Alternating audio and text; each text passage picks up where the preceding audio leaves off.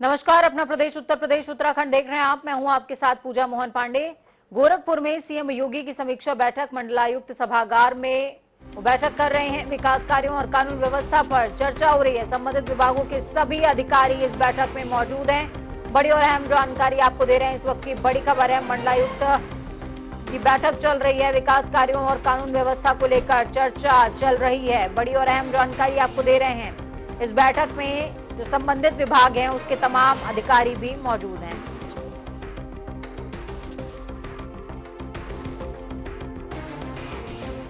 तो बेहद बड़ी खबर गोरखपुर से। गोरखपुर दौरे पर हैं सीएम योगी आदित्यनाथ। आज दूसरा दिन है।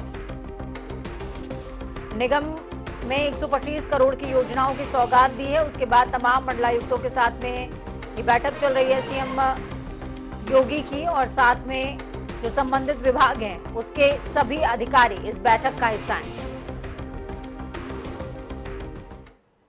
सीएम योगी के गोरखपुर दौरे का आज तीसरा दिन है। सीएम योगी आज जो कई कार्यक्रमों में शरीक हुए। उन्होंने सुबह जनता दरबार में फरियादियों की शिकायत सुनी और अफसरों को जल्द से जल्द उन समस्याओं के निस्तारण के निर्देश दिए हैं। उसके बाद सीएम योगी मदन मोहन मालवीय यूनिवर्सिटी में आयोजित रोजगार मेले का उद्घाटन करते नजर आए। इस मेले के जरिए करीबन 10,000 युवाओं को रोजगार देने का लक्ष्य रखा गया। इस दौरान सीएम योगी ने खुद स्वयं सहायता समूहों के स्टॉल का भी निरीक्षण किया। टेराकोटा की कलाकृतियों के साथ ही बर्तन बैंक, हाथ से बने आभूषणों के स्टॉल देखे। इस कार्यक्रम में शामिल होने के बाद सीएम योगी गोरखपुर नगर निगम के कार्यक्रम में शरीक हुए, जहां उन्होंने निगम की 122 करोड़ 29 लाख रुपए के विकास कार्यों का लोकार्पण भी किया और शिलान्यास भी, जिसमें 2 पर्यटक बसें, 10 इलेक्ट्रॉनिक बसें, कूड़ा उठाने वाले 25 इलेक्ट्रॉनिक वाहन, 2 जेटिंग मशीनों को हरी झंडी दी गई है। और नगर निगम में बने dedicated integrated command and control centre और महंत अवैधनाथ अमृत वाटिका का भी मुख्यमंत्री ने लोकार्पण किया है।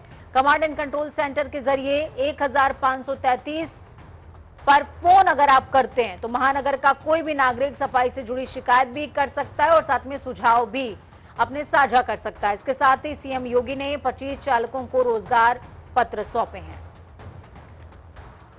के अंदर मुख्यमंत्री युवा स्वरोजगार योजना हो या वन डिस्ट्रिक्ट वन प्रोडक्ट की योजना या विश्वकर्मा श्रम सम्मान की योजना, सरकार इन सभी कार्यक्रमों के साथ अपने युवाओं को, अपने हस्तशिल्पियों को, अपने कारीगरों को जोड़ने का कार्य कर रही है।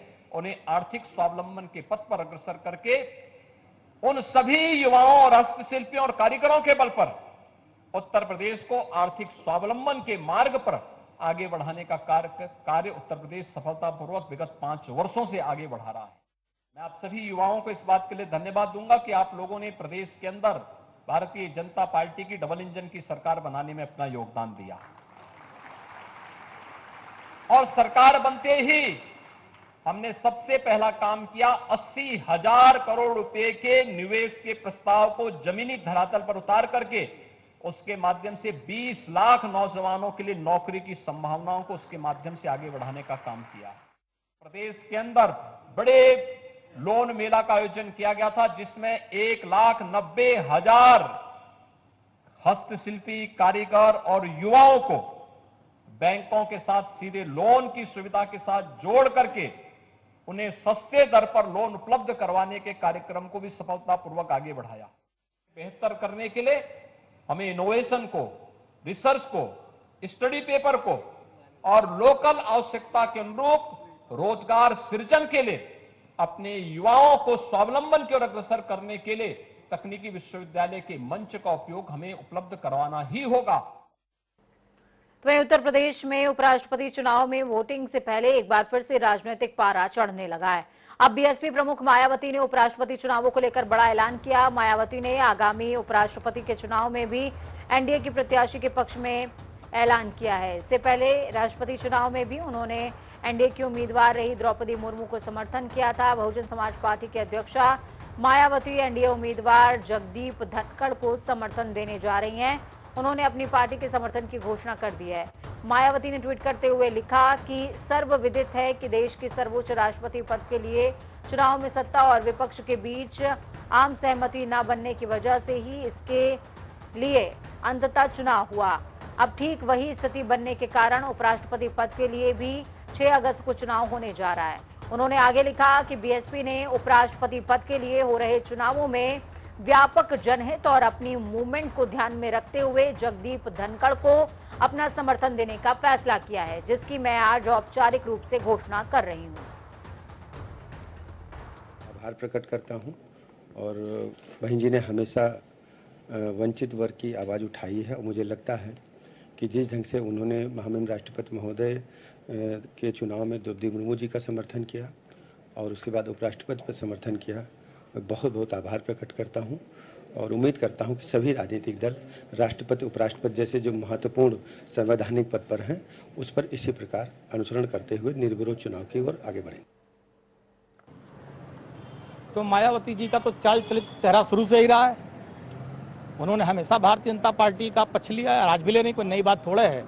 ये तो जनता को, आवाम को, उत्तर प्रदेश की देवतुल्य जनता को समझना चाहिए कि मायावती जी क्या चाहती हैं और किस विचारधारा पे काम कर रही हैं। इन 5 सालों 6 सालों में उत्तर प्रदेश में इतने जुल्म अत्याचार हुए, भारतीय जनता पार्टी की सरकार ने कितने जुल्म अत्याचार किए, लेकिन बहन मायावती जी का कभी कोई ट्वीट जनता के समर्थन में, गरीबों पिछड़ों के समर्थन में, पीड़ित पक्ष के लिए कभी नहीं आया। उनका ट्वीट तो हमेशा भारतीय जनता पार्टी के पक्ष में आता। आज भी वही काम कर रही हैं, जो परंपरा उनकी है उसका वो निर्वहन कर रही हैं। अब मायावती जी द्वारा लिया गया कोई फैसला जो भाजपा के साथ खड़े होने वाला हो चौंकाता नहीं है।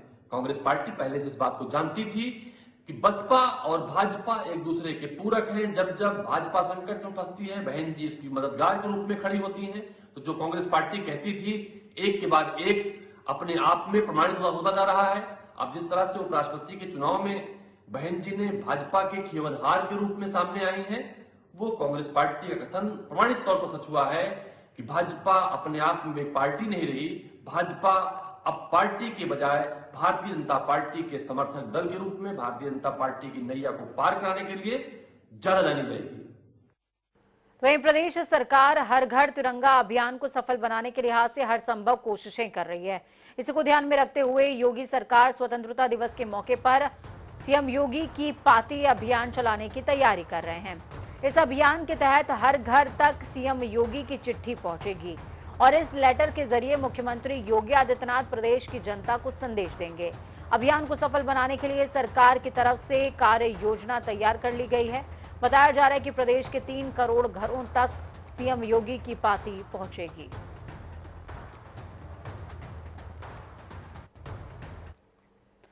देखिए, सरकार की विडंबना समझिए कि 3 करोड़ घरों तक पाती तो पहुंच जाती है, लेकिन योजनाओं का लाभ नहीं पहुंच पाता। खबरों में आगे बढ़ेंगे। बीते दिनों उत्तर प्रदेश के स्वास्थ्य विभाग में हुए तबादलों में गड़बड़ियों को लेकर सरकार एक्शन की तैयारी कर रही है। विभाग में तबादलों के बाद गड़बड़ी पर खूब सवाल उठे, जिसके बाद योगी आदित्यनाथ ने कमेटी बनाकर जांच के आदेश भी दिए थे। बताया जा रहा है कि इसके बाद अब स्वास्थ्य विभाग में तबादलों के मामले में जल्द ही कई सीएमओ और सीएमएस पर भी गाज गिर सकती है। स्वास्थ्य विभाग में तबादलों में गड़बड़ी पर कई बड़े अधिकारी नप सकते हैं। प्रदेश के 29 सीएमओ और सीएमएस पर कार्रवाई की तलवार लटकी हुई है। इन सभी पर स्वास्थ्य कर्मियों के तबादले को गलत तरीके से सूचित करने के मामले सामने आए थे। बताया जा रहा है कि लेवल 1, लेवल 2 और लेवल 3 के डॉक्टर्स की सूचना लेवल 1 के तौर पर दी गई, जिसके चलते तबादला प्रक्रिया में गड़बड़ियां हुई। इन तबादलों को लेकर स्वास्थ्य महकमा संभाल रहे डिप्टी सीएम ब्रजेश पाठक ने भी आपत्ति जताई थी, जिसके बाद सीएम योगी मामले को संज्ञान में लेते हुए जांच के निर्देश देते नजर आए थे। बात अयोध्या की कर लेते हैं। अयोध्या में भगवान रामलला चांदी के हिंडोले पर सवार हुए हैं और तीनों भाइयों के साथ चांदी के झूले पर सवार होकर दर्शन भी दे रहे हैं। रामलला के प्रधान पुजारी आचार्य सत्येंद्र दास चांदी पर सवार भगवान रामलला को झूला झुलाते दिखाई दिए। आपको बता दें कि शाम को राम जन्मभूमि में भगवान को सावन के गीत, जिन्हें कजरी कहा जाता है, वो सुनाए जाएंगे और ये प्रकरण चलता रहेगा। कब तक चलेगा वो भी समझिए। सावन की पूर्णिमा तक भगवान झूले पर ही विराजमान रहेंगे। श्रद्धालुओं को भगवान के झूले पर ही दर्शन होंगे। इसी के साथ पूरे सावन भर भगवान रामलला का गर्भगृह इसी तरीके से गुलजार रहेगा।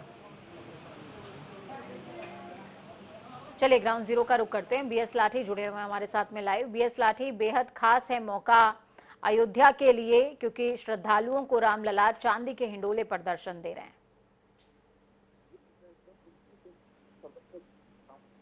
का मेला चल रहा है जो बहुत 31 तारीख से शुरू हो गया है। जो भगवान राम के जो स्वरूप हैं हर मंदिरों से निकल करके मणि पर्वत पर गए थे झूला झूले, उसके बाद अपने अपने जो गर्भगृह हैं उस पे गर्भगृह में उठ के निकाल करके झूलन में रखा जाता है और शाम को बड़े भव्य तरीके से शाम सुबह से लेकर शाम तक भगवान को झूले में पालकी में बैठा करके झुलाया जाता है। इसी तरह क्योंकि अयोध्या में दर्शनार्थियों का रेला ज्यादा हो गया है, इसमें दर्शन में भी परिवर्तन हुआ है। जैसे अभी तक 6 से 11 हो दर्शन हो रहे थे, अब 6 से 12, 2 से 7, तो तमाम तरीके से परिवर्तन हुए हैं। और इस समय जो देश विदेश से जो श्रद्धालु आ रहे हैं भगवान राम लला जो चांदी के झूले में विराजमान है उनका सब लोग दर्शन पूजन अर्पण कर रहे हैं। जी बिल्कुल। बीएस लाठी, मैं आपसे भी समझना चाहूंगी कि इस विशेष मौके को लेकर के क्या किसी तरीके की सुरक्षा व्यवस्था में कोई चेंजिंग आई है? कुछ रूट डाइवर्जन्स हुए हैं क्या कि श्रद्धालुओं को दिक्कतें ना आए? एकदम बिल्कुल, अगर बात की जाए तो जिस दिन ज्यादा भीड़ जैसे सोमवार, क्योंकि सावन का जो महीना चल रहा है, सावन के दिन अभी डाइवर्जन था पूरा प्रदेश के जो हाईवे थे, हाईवे को अयोध्या में जो आने वाले श्रद्धालु थे उनको भी डाइवर्जन किया गया था। पर जो अयोध्या के श्रद्धालु हैं इनकी सुगम व्यवस्था के लिए योगी हो या जो सूबे के चीफ सेक्रेटरी हो या कोई हो, कुल बरसा जो कांवड़ वाले हैं उनके ऊपर कुछ बसपा की जा रही है। तो जो श्रद्धालु हैं, श्रद्धालुओं के जो राम भक्त हैं, सरकार हर उनके एक सुविधा को देखते हुए उनके श्रद्धालुओं के लिए डाइवर्जन करती है। और जो लोग सुरक्षा व्यवस्था की आम जनमानस को सुरक्षा व्यवस्था, क्योंकि सुरक्षा व्यवस्था का जो हमेशा बीजेपी वो करती रही है, तो ये जरूर है कि जो आम जनमानस आने उनको एहसास कराया जाता है कि अयोध्या में सुरक्षा व्यवस्था की जो व्यवस्था है वो चाक चौबंद हमेशा रहती है और उसकी कड़ी व्यवस्थाएं की गई हैं। वो चाहे 10 एडिशनल एसपी हो, चाहे डिप्टी एसपी हो, तमाम इंस्पेक्टर हो, तो सुरक्षा व्यवस्था में तमाम एटीएस के कमांडो तैयार किए गए हैं। तो ये 12 तारीख तक जो पूर्णवासी है उस दिन बीएस तक लाठी, रामलला। तमाम दर्शक मेरे ख्याल में ये भी समझना चाहेंगे कि भगवान राम को कजरी सुनाने की जो परंपरा है सावन में, ये कब से शुरू हुई और इसके पीछे क्या कुछ रहस्य है? ये 31 तारीख से जो मेन मेला होता है, जो मणि पर्वत जहाँ सीता जी और राम जी, वहाँ सीता जी जहाँ पहले झूलती थी सावन में, उसी दिन से ये मणि पर्वत में शुरुआत होती है। और उस दिन से मणि पर्वत पे भगवान के स्वरूप को वहाँ दर्शन कराया जाता है। मणि पर्वत पे वहाँ झूला भी झूलाया जाता है। कहते हैं कि जो झूला झूलाता है, जो कजरी गाता है, उसमें भगवान के शामिल होता है, उसको जरूर उसका जीवन मरण अमोघ छिपाता है। तो ये शाम को अगर वक्त की जाए या सुबह, तो दोनों टाइम जो भगवान के तमाम जो श्रद्धालु हैं, जवान महिलाएं देश के कोने कोने से आकर के भगवान के मठ मंदिरों में उनके कजरी गाती हैं और सावन में झूला झुलाती हैं। आप देखे होंगे चाहे वो गांव हो या शहर, इस समय सावन का जो महीना है वो हर एक सब झूला झूलते हैं। उसी तरीके से प्रभु राम और सीता जी के जो आते हैं उनके स्वरूप को झूला झुलाते हैं, तो निश्चित ही मोह छिपाते हैं। जी पूजा। चलिए, बहुत शुक्रिया हमारे साथ जुड़ने के लिए, अहम जानकारी ग्राउंड जीरो से साझा करने के लिए। तमाम दर्शकों ने समझा कि किस तरीके से अयोध्या रामलला के सानिध्य में फल फूल रही है और दूसरी तरफ किस तरीके से चांदी के हिंडोले पर, रजत हिंडोले पर रामलला विराजमान है और आप तमाम लोगों को दर्शक देंगे। तो अगर आप भी अयोध्या जाना चाहते हैं तो आप जा सकते हैं। सुरक्षा के बेहतरीन इंतजाम हैं, साथ में कजरी गायन और साथ में जो झूला झुलाना है भगवान को, इसके साथ में भी कुछ दंत कथाएं जुड़ी हुई हैं जो आपको भाव विभल कर देंगी। खबरों में आगे बढ़ेंगे। वरुण गांधी गाहे बगाहे सरकार को घेरते नजर आते हैं, उनसे नाराजगी भी दिखाते रहते हैं। एक बार फिर से वरुण गांधी ने ट्वीट करते हुए सरकार पर कटाक्ष किया है। वरुण ने कहा कि श्री सुशील मोदी ने आज सदन में मुफ्तखोरी की संस्कृति खत्म करने पर चर्चा का प्रस्ताव रखा, पर जनता को मिलने वाली राहत पर उंगली उठाने से पहले हमें अपने गिरेबान में जरूर झांक लेना चाहिए। क्यों ना चर्चा की शुरुआत सांसदों को मिलने वाली पेंशन समेत अन्य सुविधाओं को खत्म करने के साथ हो। साथ ही वरुण गांधी ने कुछ आंकड़े भी साझा किए हैं। वरुण गांधी ने कहा कि पिछले साल 4 करोड़ 13 लाख लोग एलपीजी की सिंगल रिफिलिंग का खर्च नहीं उठा सके, जबकि 7 करोड़ 67 लाख ने इसे केवल एक बार रिफिल किया है। घरेलू गैस की बढ़ती कीमतें और नगण्य सब्सिडी के साथ गरीबों के उज्ज्वला चूल्हे बुझ रहे हैं। स्वच्छ ईंधन, बेहतर जीवन देने के वादे क्या ऐसे ही पूरे होंगे?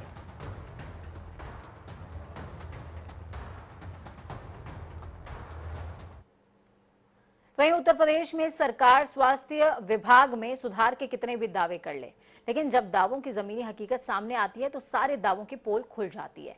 कुछ ऐसे ही दावों की पोल खुलती नजर आई कानपुर देहात के रसूलाबाद सामुदायिक स्वास्थ्य केंद्र में। जहां अस्पताल के बाहर सीढ़ियों पर लेटी और दर्द से कराहती महिला नजर आएगी और इसके साथ मौजूद तीमारदार भी अस्पताल की बेरुखी से बेहद दुखी हैं। जानकारी के हिसाब से मारपीट के मामले में घायल महिला इलाज के लिए सीएचसी पहुंची हुई थी, लेकिन आरोप है कि इलाज के लिए महिला को अस्पताल प्रशासन ने भर्ती ही नहीं किया और बिना इलाज किए अस्पताल के बाहर तड़पने के लिए छोड़ दिया, जिसके बाद महिला घंटों तक अस्पताल की सीढ़ियों पर दर्द और तकलीफ से कराहती रही। लेकिन अस्पताल वाले महिला को इलाज के लिए अंदर नहीं ले गए, इलाज के लिए तैयार नहीं हुए। हैरानी की बात यह भी है कि स्वास्थ्य विभाग को लोगों के लिए बेहतर बनाने का सरकार दावा करती है, जोर देती है और अक्सर डिप्टी सीएम ब्रजेश पाठक भी अस्पतालों का दौरा करते नजर आते हैं, सख्त निर्देश भी देते हैं, लेकिन कमियों को दूर किया जा सके इस बात के निर्देशों के बावजूद इस तरह की तस्वीरें सामने आती हैं तो सवालिया निशान खड़े होते हैं।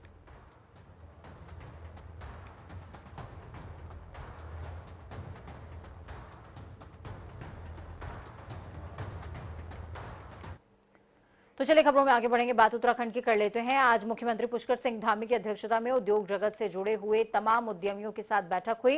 बैठक के दौरान संबंधित विभागीय अधिकारी मौजूद रहे। इसके साथ ही उद्योगों को बढ़ावा देने के साथ लैंड बैंक को एक्टिव करने के लिए सुझाव दिए गए हैं। उद्योग सचिव पंकज पांडे ने कहा कि देश में सिंगल यूज प्लास्टिक को बैन कर दिया गया, जिसमें 22 तरह के प्लास्टिक शामिल है। तो वहीं उन्होंने कहा कि प्लास्टिक के दूसरे रूप में भी कोई भी उद्यमी अगर उत्तराखंड में अपना उद्योग लगाना चाह रहा है तो राज्य सरकार उसकी सहायता करने के साथ ही लैंड बैंक से जमीन उपलब्ध कराने का काम करेगी। उन्होंने कहा कि राज्य सरकार के पास कुछ ऐसी जमीनें खाली पड़ी हैं जिसका उपयोग नहीं हो पा रहा है। अगर उद्यमी यहां पर अपना उद्योग लगाते हैं तो उन्हें आसानी से जमीन उपलब्ध कराई जाएगी। भारत सरकार ने, जैसा आप जानते हैं कि 1 जुलाई से सारे सिंगल यूज प्लास्टिक बैन कर दिया है। उसमें 22 तरीके के आइटम है जो पूरी लिस्ट है उनकी तरफ से, और भारत सरकार की तरफ से ये सजेस्ट किया गया है कि इसके अल्टरनेटिव क्या क्या हो सकते हैं। तो पूरा भारत सरकार ने जो लिस्ट दी है उन लिस्ट के ऊपर मैंने सारे इंडस्ट्रीज को और सभी को मैं रिक्वेस्ट करता हूं कि अगर उस तरफ वो प्रोडक्शन करना चाहते हैं, मैन्युफैक्चरिंग करना चाहते हैं तो राज्य सरकार उनको सपोर्ट करेगी। और उसी के लिए हम लोग नई पॉलिसी लाना है जिसमें एडिशनल बेनिफिट उनको हम देना चाह रहे हैं कि जो लोग ऐसा काम करना चाहते हैं, जो सिंगल यूज प्लास्टिक के ऑल्टरनेटिव के रूप में कोई चीज स्टैब्लिश हो जाए तो राज्य सरकार पूरी तरह से उनको सपोर्ट करेगी और नया जो इंडस्ट्रियल सेटअप वो करना चाहते हैं उसमें हम पूरा सहयोग देंगे। बीजेपी प्रदेश अध्यक्ष महेंद्र भट्ट आज राज्य आंदोलनकारी इंद्रमणि बडोनी और भीमराव अंबेडकर की प्रतिमा पर पुष्प चढ़ाकर उनको श्रद्धांजलि देते नजर आए। इस मौके पर उन्होंने कहा कि राज्य आंदोलन में अपनी अहम भूमिका निभाने वाले स्वर्गीय इंद्रमणि बडोनी को मैं अपनी श्रद्धांजलि अर्पित करता हूं। इसके साथ ही उन्होंने कहा कि देश निर्माण में अपनी अहम भूमिका निभाने वाले डॉक्टर भीमराव अंबेडकर ने जो काम किया उसे युगों युगों तक याद किया जाएगा। साथ ही उन्होंने आजादी के अमृत महोत्सव में पूरे देश में कार्यक्रम को वृहद रूप से मनाया जा रहा है। मैं प्रदेश की जनता से भी आग्रह करता हूं कि इस मुहिम में प्रदेश की जनता अपनी भागीदारी दर्ज कराए। मैं कह सकता हूं कि इस अमृत महोत्सव में हम लोगों ने खास तौर पर कहता हूं इसको आज की तारीख में वीर भूमि के रूप में मैं इस राज्य को मानता हूं और मैंने सभी नागरिकों से निवेदन किया है हर घर में तिरंगा दिखना चाहिए। और पहली बार ऐसा लगेगा कि जिन लोगों ने देश की आज़ादी के लिए अपने प्राणों की न्यौछावर दी है वो जहाँ भी देख स्वर्ग में जहाँ से देख रहे होंगे उनको लगेगा कि भारत आज तिरंगामय हो गया है, एकता हो गई है। जाति भेद भाव धर्म इस सब से हटकर हम तिरंगे के नीचे हम सब अपना रहेंगे तो इसके अंदर राष्ट्रवाद का जो भाव जागृत होगा। हल्द्वानी पहुंचे नेता प्रतिपक्ष यशपाल आर्य ने सरकार से बारिश के चलते बन रही परेशानियों पर सवाल उठाया। यशपाल आर्य ने कहा कि राज्य में नेशनल हाईवे, राज्य मार्ग और आंतरिक मार्ग सैकड़ों की संख्या में बंद हैं। लोग भूस्खलन की जद में हैं और लगातार राज्य में अप्रिय घटनाएं हो रही हैं, लेकिन सरकार इस ओर बिल्कुल भी ध्यान नहीं दे रही है। सरकारी मशीनरी आपदा की मार झेल रहे लोगों की मदद के लिए एक्टिव नहीं है। उन्होंने आरोप लगाते हुए कहा कि रास्तों को खोलने में काफी समय लग रहा है। सरकार की लोगों को तत्काल मदद पहुंचाने को लेकर कोई दिलचस्पी नजर नहीं आती है। हो या गढ़वाल हो, संपर्क टूट सा गया है। पहाड़ दरक रहे हैं, कई घर जमींदोज हो चुके हैं, पेयजल लाइनें ध्वस्त हैं, बिजली की लाइनें ध्वस्त हैं, सड़कें बंद हैं और लोगों को इमदाद नहीं मिल पा रही है, रोजमर्रा की वस्तुएं नहीं मिल पा रही हैं। उनको उचित मुआवजा भी नहीं मिल पा रही है, न उनको आर्थिक सहायता दी जा रही है, न रोजमर्रा की वस्तुओं से वो जूझ रहे हैं, वो भी उन तक नहीं पहुंच पा रही है। मेरा मानना है कि सरकार पूरी तरह विफल हो चुकी है और एक ऐसा माहौल है, डर का माहौल हो चुका है, कब क्या हादसा हो जाए। कई मौतें हो चुकी हैं, लेकिन आज तक सरकार ने सुध नहीं ली है। वक्त यहाँ पर छोटे से ब्रेक का। ब्रेक के उस पार खबरों का सफर लगातार जारी रहेगा। बने रहिए जनता टीवी के साथ, क्योंकि हमें आपकी ताकत, अपना और अपनों का बहुत ज्यादा ख्याल रखें। नमस्कार।